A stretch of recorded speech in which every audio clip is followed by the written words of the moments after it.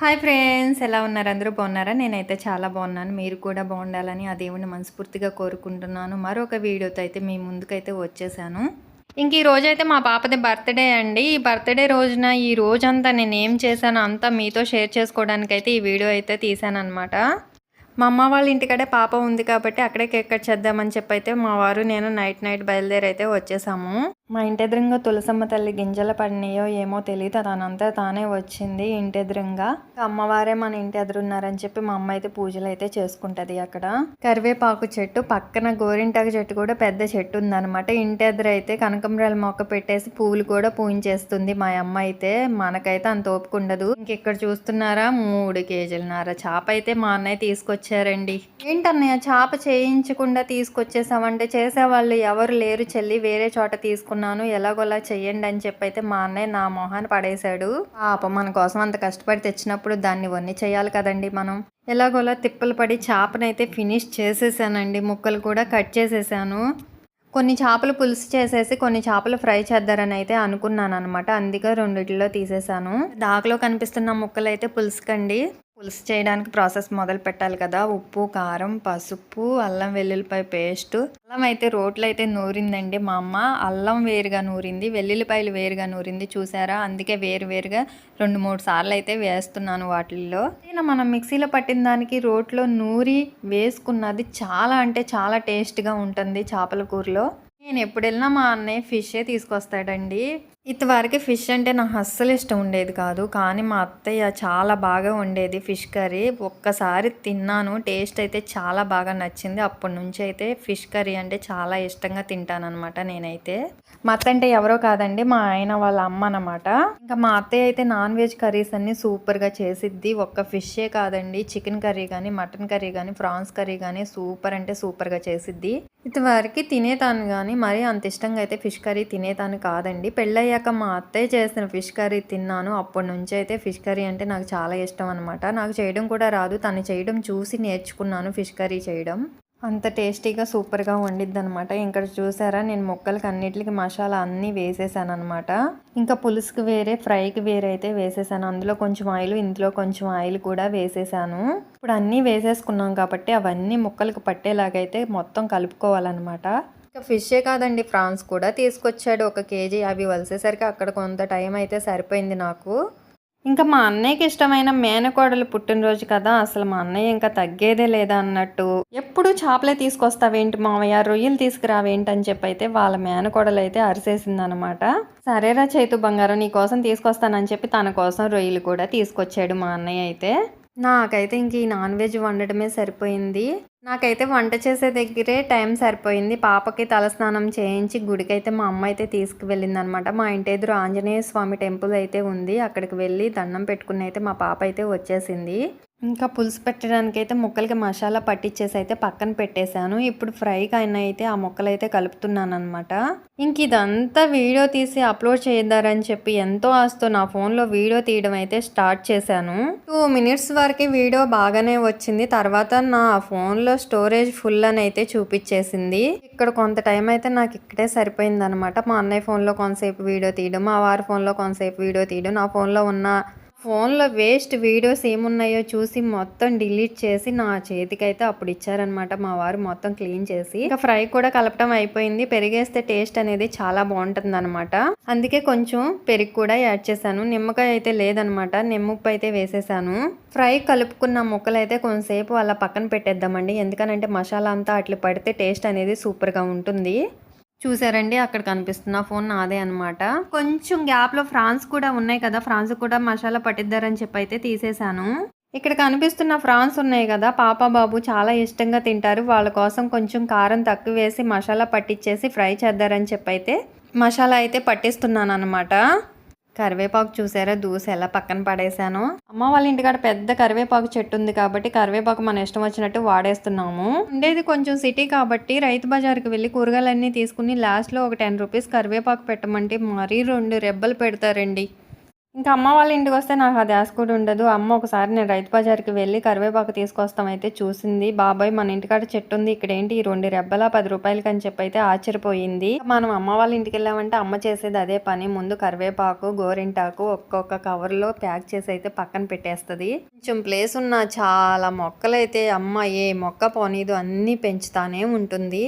ఇంకా ఫైనల్‌గా రొయ్యలకి మసాలా పట్టించడం కూడా అయిపోతుందండి. ఈ మసాలా మొత్తం కలిపేసి పక్కన పెట్టేసుకుంటే టేస్ట్ అనేది చాలా బాగుంటుంది.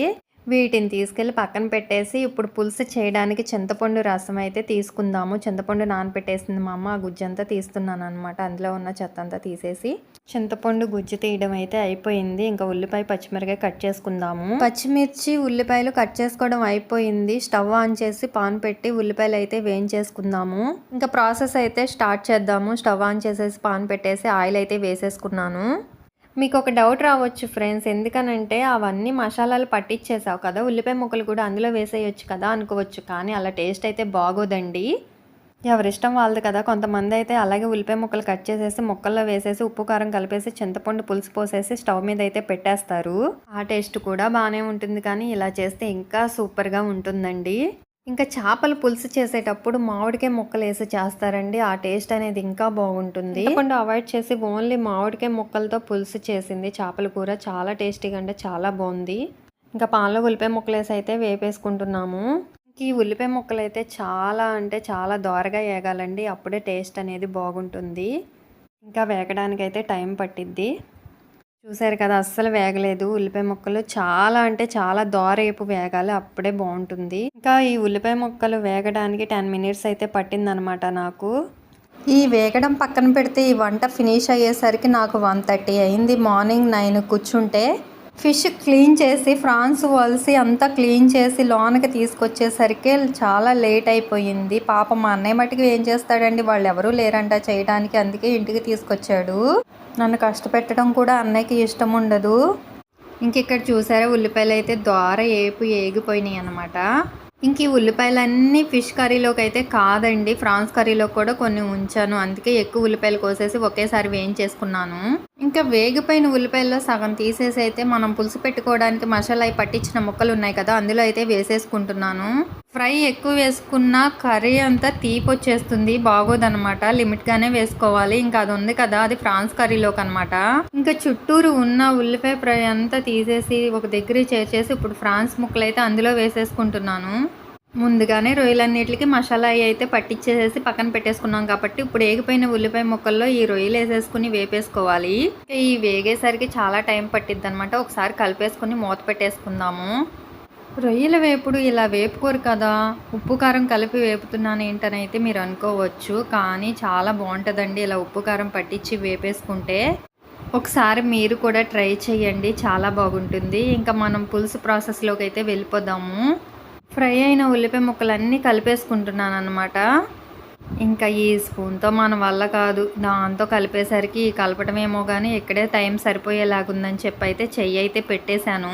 గరిటతో కలిపే కంటే మన చేతులతో కలిపితే ముక్కలన్నిటికి మసాలా అనేది చాలా బాగా పట్టేస్తుంది. ఫ్రై అయిన ఉల్లిపాయ ముక్కలు కూడా కలపడం అయిపోయింది. ముక్కల్లో ఇంకా చింతపండు పులుసు అయితే వేసేసుకుందాము. ముక్కల్లో చూసారా చింతపండు రసం ఎంత చిక్కగా ఉందో.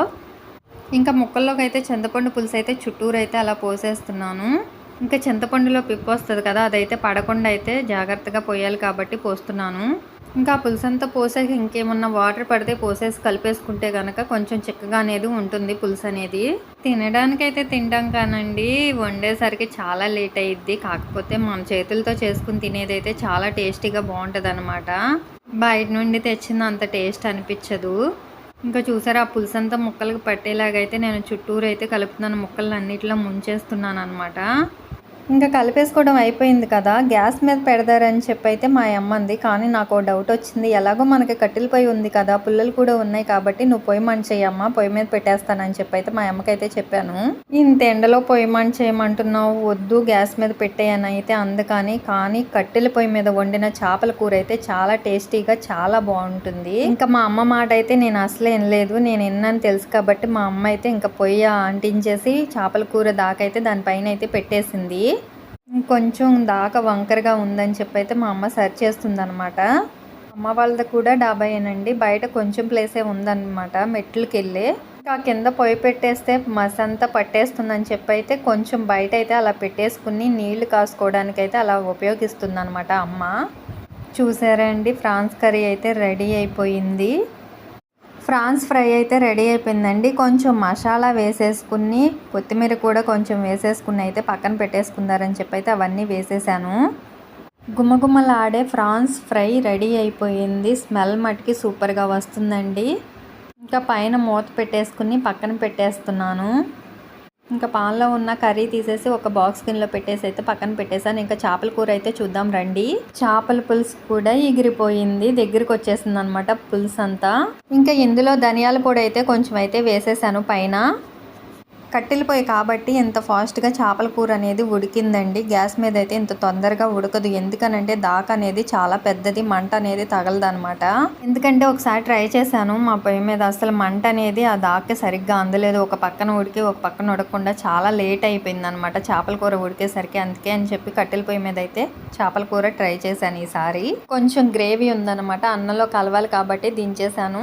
సెగ బాగా ఎక్కువ ఉండడం వల్ల పులుసు అంతా ఎగిరిపోయి అడిగంటిపోయింది కూర. కానీ చాలా టేస్ట్గా ఉందండి. అడిగంటిన చేపల కూర చాలా బాగుంటుంది. ఇంకా ఫ్రైకి అయితే ప్రాసెస్ మొదలు పెడుతున్నాను. ఇంకా స్టవ్ మీద పాన్ అయితే పెట్టేశానండి. నూనె కూడా వేసేసుకున్నాను, వేడైపోయింది. ఇంకొక చేప ముక్క అయితే వేసేసి వేపేస్తున్నాను.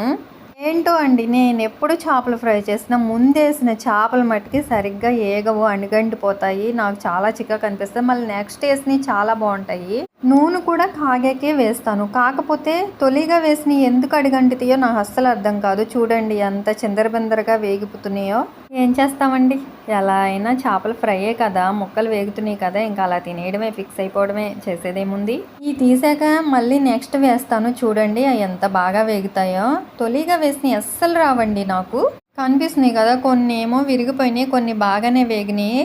ఇంకా చేపల ఫ్రై కూడా ఫినిష్ అయిపోయిందండి. ఇంకా మా పాప గోరింటాకు పెట్టి మమ్మీ అని చెప్పి అయితే కోన్ తెచ్చుకొచ్చింది. ఏదో సింపుల్గా ఇలా డిజైన్ అయితే వేసానండి మా పాపకి. మార్నింగ్ నుంచి పెట్టడానికి అస్సలు కుదరలేదు, వంట దగ్గరే సరిపోయింది. ఇంకా మా చేతునైతే రెడీ చేసి కేక్ కట్ చేయడానికి అయితే రమ్మని చెప్పి అయితే అన్నాను. మా అన్నయ్య అయితే ఈ లోపు కేక్ కూడా తీసుకొచ్చేసారు. చైతశ్రీ కేక్ తీసుకొచ్చారు. నా బర్త్డే అంటేనే సరిగ్గా చేయరని చెప్పి అయితే మా చేతుకు చాలాసేపు ఫీల్ అయిందనమాట. 5 kgs కేక్ అయితే కావాలని చెప్పింది. రౌండ్గా స్టెప్పులుగా ఉంటుంది కదా, ఆ కేక్ తెప్పించమని చెప్పి అయితే ఏడ్చింది. ఒక విషయం ఏంటంటే అండి, మా పాప అదృష్టమో ఏమో తెలియదు, నేను ఇంతమంది పిల్లలు అయితే వస్తారని అయితే ఎక్స్పెక్ట్ చేయలేదన్నమాట. పాపం ఆ పిల్లలే చెప్పుకుని చాలా మందిని తీసుకొచ్చారు పాప బర్త్డేకి అయితే. నిజంగా ఇంతమంది పిల్లలు వస్తారని తెలిస్తే వాళ్ళందరికీ తల ఒక టోపీ, కేక్ కూడా పెద్దది తెప్పించేదాన్నండి. చాక్లెట్స్ కూడా కొన్నే తెప్పించాను. ఇంకా ఊర్లో పంపించి ఇంటి పక్కన షాప్ ఉంది, ఆ షాప్లో 5 స్టార్ చాక్లెట్లు ఉంటే తీసుకురా అన్నయ్య అని చెప్పి అయితే మా అన్నయ్యని అయితే పంపించాను. ఉన్న వరకు అయితే తీసుకువచ్చారు మా అన్నయ్య చాక్లెట్స్. ఇంకా చూసారండి మా చేతు చుట్టూరు పిల్లలు ఎలా ఉన్నారో, చాలా హ్యాపీ అనిపించింది. కాకపోతే వాళ్ళకు కూడా తల ఒక టోపీ తీసుకుంటే బాగుండేది. బర్త్డే అంటే టోపీస్ అవన్నీ బాగుంటుంది కదా. ముందుగానే హాలిడేస్కి మా పాప అయితే మా అమ్మ వాళ్ళ ఇంటికి వెళ్ళిపోయింది. అక్కడ ఫ్రెండ్స్ ఉన్నారంట, వాళ్ళందరికీ చెప్పిందంట. వాళ్ళైతే తన బర్త్డే అని చెప్పి అయితే గిఫ్ట్ అయితే తీసుకొచ్చారు. ఏంటంటే పెన్నులు తీసుకొచ్చారనమాట. మా చేతు అయితే చాలా హ్యాపీగా కనిపిస్తుంది, చూసారు కదండి. ఇంకా వచ్చిన పిల్లలందరినీ చుట్టూరు నుంచోండి వీడియో తీస్తారని చెప్పి వీడియో అయితే తీపిచ్చి ఫొటోస్ కూడా తీపిచ్చాను. ఇంకా మా వారిని అయితే రమ్మని చెప్పి మేమిద్దరం అయితే చేతు చేత కేక్ అయితే కట్ చేపిస్తున్నాము. కట్ చేపిద్దరని వచ్చేసరికి మా కుసులైతే అలిగేసి లోన్కి వెళ్ళి పడుకున్నాడు. మా వారు వెళ్ళి మళ్ళీ వాడిని బుజ్జగించి తీసుకొచ్చారనమాట. చిన్నపిల్లలప్పుడు వాళ్ళ అల్లరి అనేది భలే ముద్దుగా ఉంటుందండి. ఇంకా మా వారు, నేను, మా కుసులు, మా చేతు నలుగురం కలిసి అయితే కేక్ అయితే కట్ చేస్తున్నాము.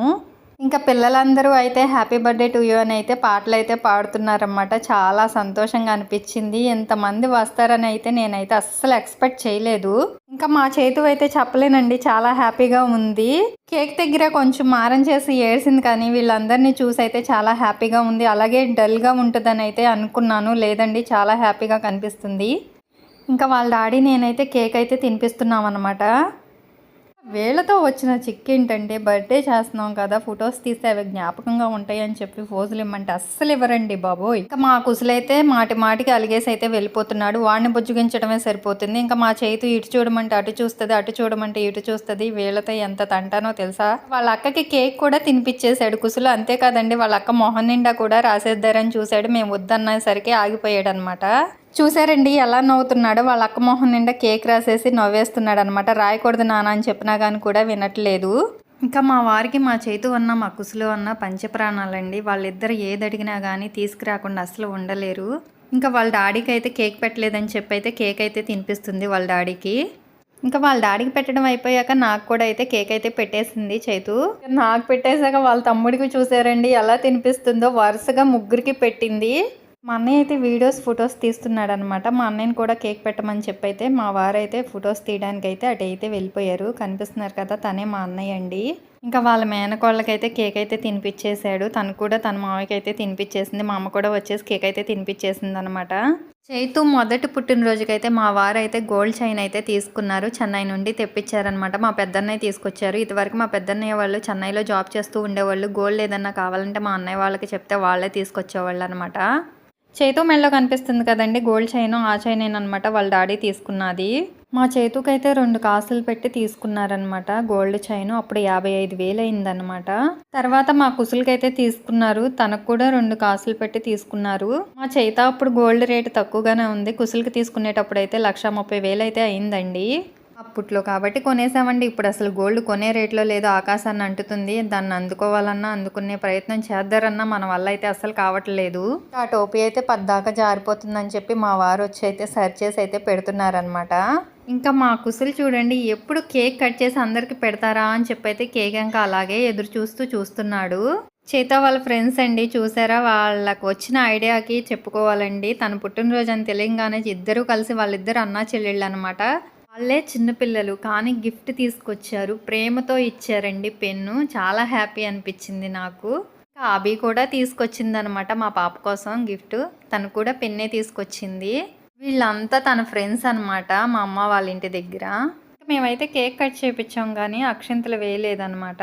మా వారైతే వస్తున్నారు అక్షింతలు వేయడానికి. తన మొహం నిండా కేక్ అయితే పూసేశాడు కుసులు. తనదంతా తుడుచుకోవడానికి అయితే పక్కకైతే వెళ్ళిందనమాట. క్లాత్ తీసుకొచ్చుకుని మరీ తుడుచుకుంటుంది. ఉన్నీలే ఉన్నయమ్మ తర్వాత క్లీన్ చేసుకుంది కానీ అంటే అస్సలు ఒప్పుకోలేదు. జిడ్డుగా ఉందంట, తీసేసింది. ఇంకా ఆ టోపీ అయితే తీసేసి మా వారు నేనైతే అక్షింతలు అయితే వేసేసాము.